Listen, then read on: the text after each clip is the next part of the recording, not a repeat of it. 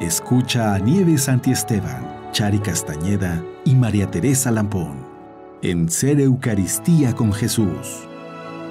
Es nuestro amor al Hijo único el que nos salva glorificándole, manifestándonos las riquezas de su amor en la Eucaristía. Ser Eucaristía con Jesús. Nos da el que le amemos a Él y glorifiquemos al Padre, fuente y término supremo de este amor.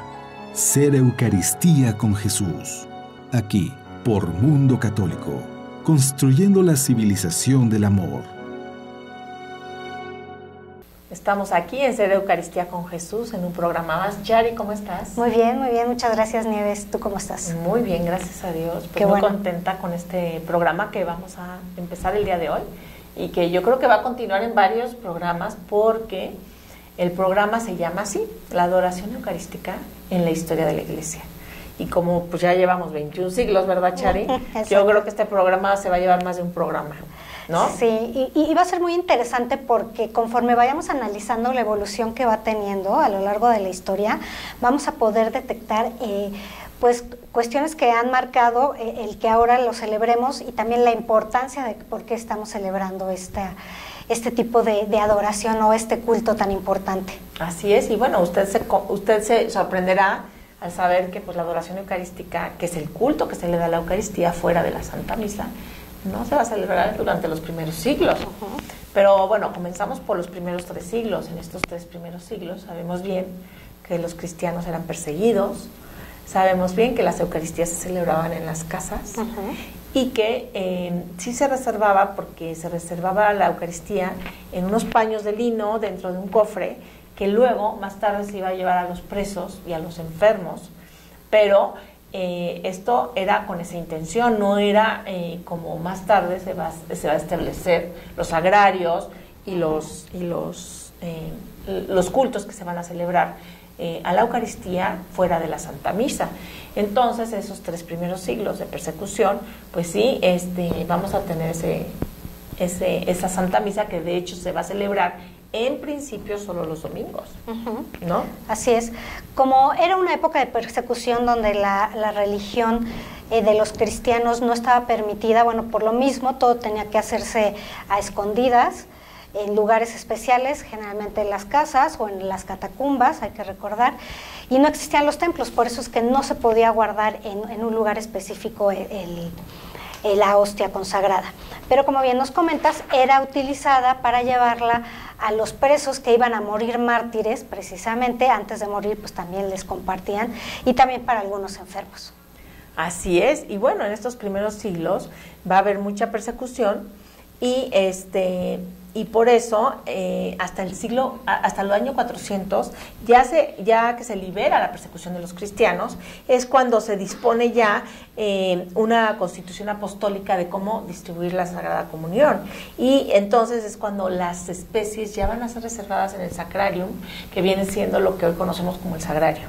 Exactamente, porque ya hay templos específicos para el culto, ya se van a poder celebrar. Y entonces, como bien comentas, se van a empezar a establecer la forma en que se tiene que tratar al Santísimo Sacramento y cuáles son las especificaciones antes de comulgar. De hecho, en esta época, en el siglo IV, es cuando se empieza a considerar que hay que adorar o postrarse ante la Eucaristía antes de comulgar. Así es, y de hecho San Agustín nos va a decir, nadie coma de este cuerpo si primero no lo adora. Y añade que no solo no pecamos adorándolo, sino que pecamos no adorándolo. Fíjate. Exactamente. Y es San Agustín, es siglo ¿qué? IV, ¿no? Sí, exacto. La importancia de empezar a tomar conciencia exactamente de lo que un poco después se va a reafirmar, ¿no? La presencia de Jesús en la Eucaristía. Así es, y bueno, entonces en el Sínodo de Verdun, que viene siendo en el siglo VI, ya es cuando la Eucaristía va a ser guardada en un lugar eminente y honesto, y este lugar ya se va a contemplar dentro de la iglesia, en un lugar específico, ¿no? Es el sagrario, ¿no? Así es, así es. Bueno, y un poco más adelante, no sé si tengas algo del siglo VII, o ya nos pasamos al siglo VIII. Al siglo VIII, vamos, al siglo VIII. Siglo VIII, siglo IX. No, en el siglo Bueno, sí, León IV va a disponer que solamente se pongan en el altar, fíjate, en el altar las reliquias, los 4 evangelios y el píxide con el cuerpo del Señor para el viático de los enfermos. Esto es en el siglo IX. Exactamente, entonces es interesante porque a partir de entonces vamos a conocer el píxide, que lo tenemos hasta nuestros días, o el copón, en donde ya se va a poder estar transportando, digamos que oficialmente y respetuosamente, el Santísimo Sacramento. Así es. Y bueno, es en este siglo cuando empiezan a haber las primeras controversias contra la Eucaristía, en el siglo IX. ¿Qué pasa? Pues que un monje benedictino con el nombre de San Pascasio, porque es santo, ¿verdad? Va a empezar a escribir el primer libro sobre la Eucaristía. No es una teología como la que conocemos hoy, muy profunda, pero empieza a hablar en defensa a la presencia real del cuerpo, sangre, alma y divinidad de nuestro Señor Jesucristo en la Eucaristía, ¿verdad? Exactamente. Y entonces, como ese primer libro que como tal se va a escribir relatando este tema, y como bien nos comentaste, en esa época la teología todavía no estaba muy profundizada, van a surgir algunas personas que van a estar en contra o van a decir, bueno, esta presencia no es real, sino nada más es simbólica. Y va a ser otro monje del mismo convento en Francia, benedictinos, que se va a llamar Ratramo. Y este Ratramno, así se llama, va a empezar a decir que no, que la Eucaristía es simbólica. Y este libro más tarde va a ser uno de los libros con los cuales se van a nutrir los protestantes, fíjate. Exactamente, sí, de ahí se van a tomar este postulado. Ok. 2 siglos después, ya estuvimos en el siglo XI, Lanfranco, que son otro benedictino, y Berenjorio, Lanfranco va a defender también a la Eucaristía, pero Berenjorio, que es otro monje, va a retomar los libros de Ratranmo y va a decir que no, que es simbólico, que esto es simbólico. Exactamente, este monje nos va a decir que no hay transubstanciación al momento de la consagración, que todo es simbólico, pero sin embargo, bueno, esto es interesante porque se va a hacer un estudio mucho más profundo. Entonces, al final de estos estudios, de estos análisis, se llega a la conclusión de que eso es erróneo, de que sí está presente Jesús en la Eucaristía, y de hecho este monje es condenado, sus escritos son condenados y no son permitidos. Así es, y lo van a condenar muchos sínodos y muchos concilios, en donde van a condenar a este monje y sus escritos, y bueno, también va a ser impugnado por Anselmo de Locón y Guillermo de Champignan en el siglo XII. Entonces estamos hablando que empieza a suscitarse esta controversia de ¿está o no está realmente? Y justamente al mismo tiempo empieza a suscitarse un deseo de reparar todas estas ofensas a nuestro Señor en la Eucaristía, ¿verdad? Exacto. Y es paralela la ofensa y es paralela la reparación. Claro, porque bueno, antes no había habido ofensa, entonces no era necesaria la reparación. Sí, pero ¿verdad? a mí me impresiona cómo Dios trabaja dentro de la iglesia y lo vamos a ir viendo conforme van pasando los siglos. Sí, y esto es maravilloso porque hay que recordar que la humanidad va evolucionando no solamente anatómica o físicamente, sino en su forma de pensar y en su forma de sentir y en la forma que va a ir concibiendo a Dios. Entonces como que se va preparando para entonces sí concebir que precisamente Jesús está presente completamente en la Eucaristía. Así es. Y entonces, bueno, con esta duda, ya en el siglo XI, Lanfranco va a comenzar también a hacer la costumbre de la incenciación. Él era un obispo y entonces él empieza con la costumbre de la lamparita que se pone en el sagrario y la incenciación en el momento de la consagración.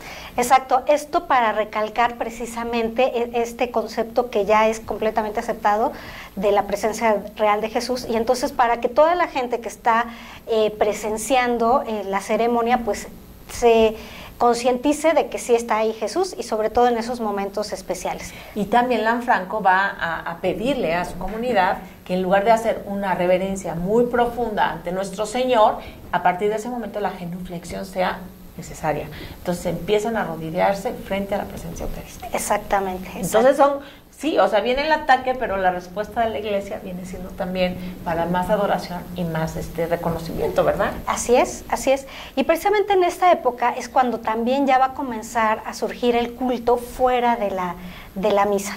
Y de hecho van a ser en momentos especiales donde se empieza a celebrar la adoración eucarística en una procesión el Domingo de Ramos. Así es, y bueno, también son los tiempos de San Francisco de Asís, en donde San Francisco nos va a recordar y les va a recordar a todos los franciscanos la importancia del sacerdote, pues es el sacerdote el que trae la presencia real de nuestro Señor en la Eucaristía, y también les va a recordar que siempre tienen que venerar, amar y adorar y postrarse ante nuestro Señor en la Eucaristía.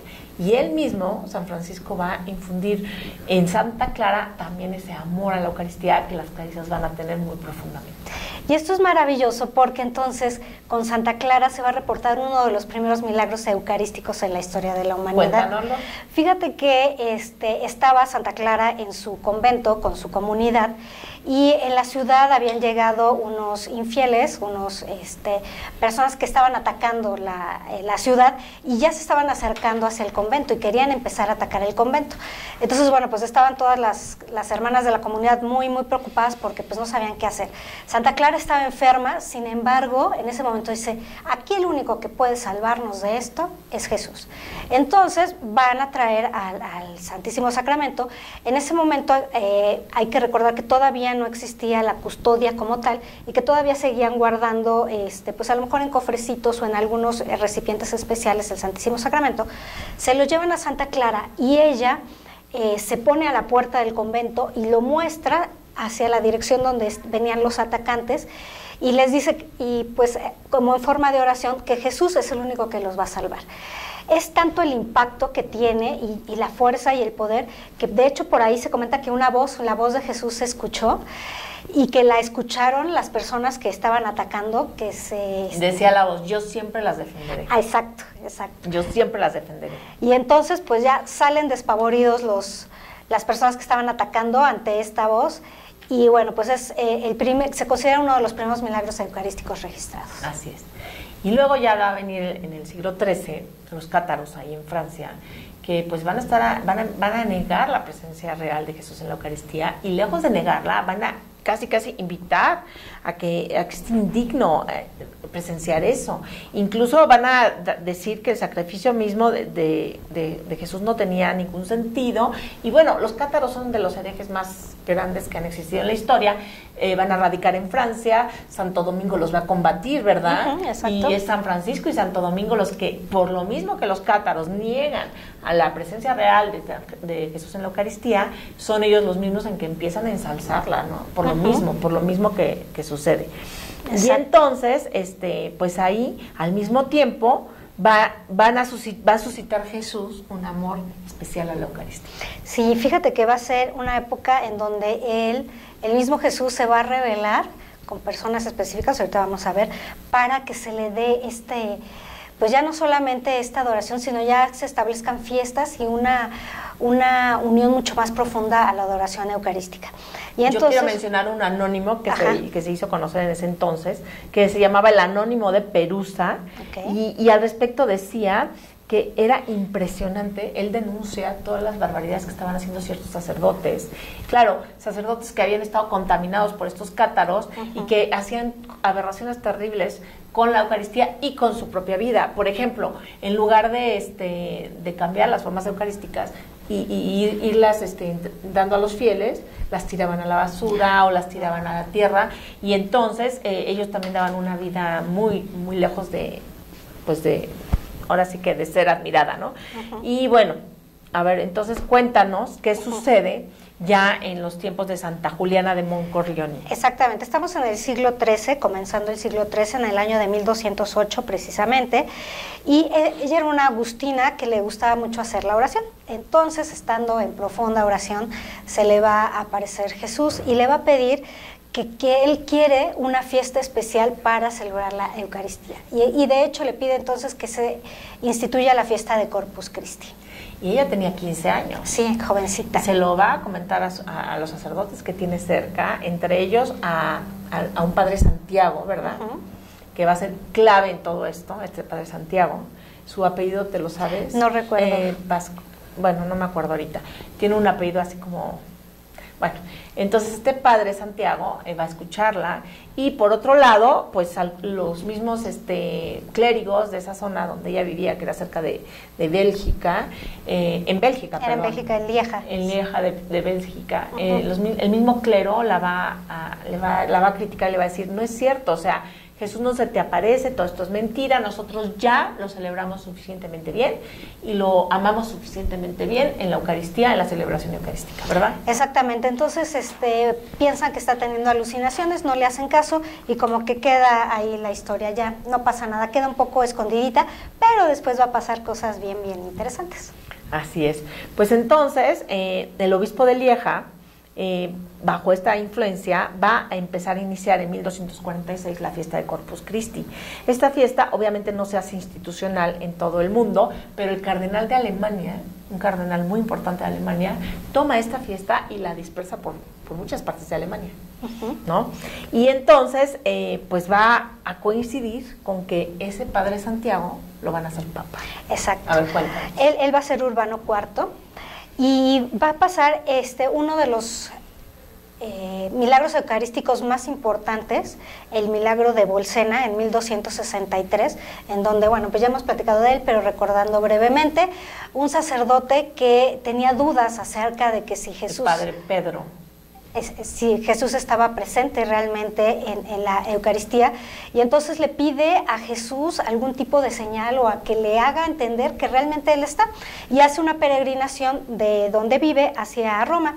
En el camino se queda a pasar la noche en una ciudad que se llama Bolsena, y al día siguiente, en la mañana, cuando va a celebrar la Eucaristía, al momento que está haciendo la consagración, que fracciona la Eucaristía, empieza esta a sangrar, pero abundantemente. Entonces deja todo el altar. El corporal. Lleno de sangre, empieza a tirar sangre, ¿verdad? Ajá, exactamente. Entonces, bueno, pues... Se lo lleva a la sacristía aterrado, ¿verdad? Exactamente. Y de inmediato, pues llama, da a conocer esto al obispo del lugar, ¿no? Para que lo sepa, el obispo se cerciora de que sí estaba sucediendo esto. Esto es en 1263, se lo lleva a la ciudad más cercana, Orvieto. Que es Orvieto, que de hecho ahí es donde se conserva ahora, ahí es donde ¿no? estaba el Papa, sí, yo fui a ver ese milagro eucarístico, lo conocí, lo he visto en persona, es impresionante. Exactamente, y entonces el Papa ahí da pues fe de que sí, realmente esto es un milagro eucarístico, y entonces al año siguiente, en 1264, es cuando este Papa Urbano ya va a establecer esta fiesta a nivel universal. Así es, y también influenciada por esta niña que había sido en el convento de los dominicos, que había sido la que había influenciado en su juventud, cuando él era el padre Santiago, y le había pedido que Jesús estaba pidiendo esa fiesta en donde él fuera conocido y amado, y que a través de esa fiesta él iba a recibir las personas íbamos a recibir cantidad de gracias para amarlo y para adorarlo. Maravilloso. Así es en esta época entonces también donde va a haber como que ciertas renovaciones precisamente para que la Eucaristía pueda ser adorada de una mejor forma. De hecho, aquí ya empiezan a surgir las custodias, porque bueno, pues se llevaba la Eucaristía en los cofrecitos, pero la gente quería verla.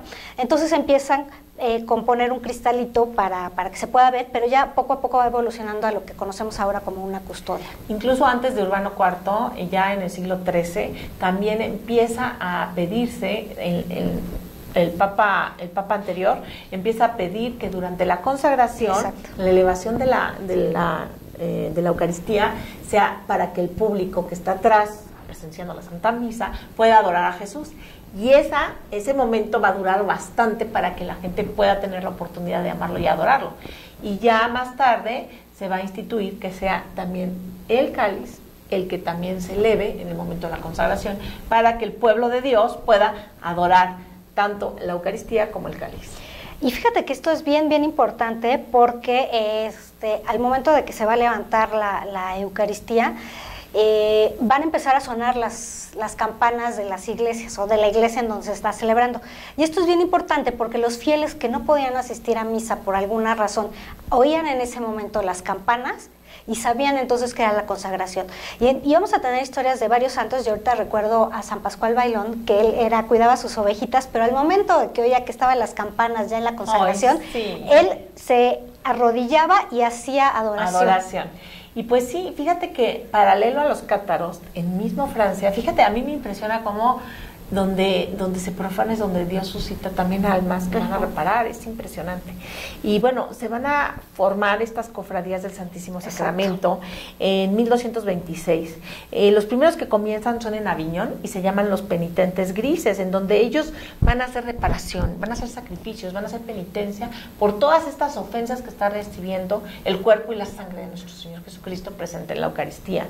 Y estas cofradías van a asegurarse que van a propagar en toda Europa, principalmente, van a propagar lo que acabas de decir, esta práctica, que donde esté la celebración eucarística, en el momento de la consagración, se toquen las campanas, que conforme vaya el sacerdote con el viático al enfermo, se toquen las campanas. Entonces, de alguna manera, pedir reverencia, adoración, genuflexión y postración ante nuestro Señor en Santísimo Sacramento. Y por supuesto que también van a cuidar mucho de los altares, de todas las procesiones, y van a darle mayor culto a nuestro Señor en la Eucaristía. Exactamente, entonces va a ser muy muy importante la participación que estas cofradías van a tener para el culto eucarístico. Bueno, y entonces una vez que se establece ya la fiesta de Corpus Christi como tal, se va a acostumbrar que durante esta celebración, este día, se haga la peregrinación con el Santísimo expuesto. Y después, al terminar esta procesión, se va a exponer el Santísimo en el altar. Entonces ahí va a empezar ese culto que ahora también tenemos, ¿no? De empezar ya la adoración eucarística como tal, con el Santísimo expuesto. Incluso las custodias, ¿no? Ya habías comentado.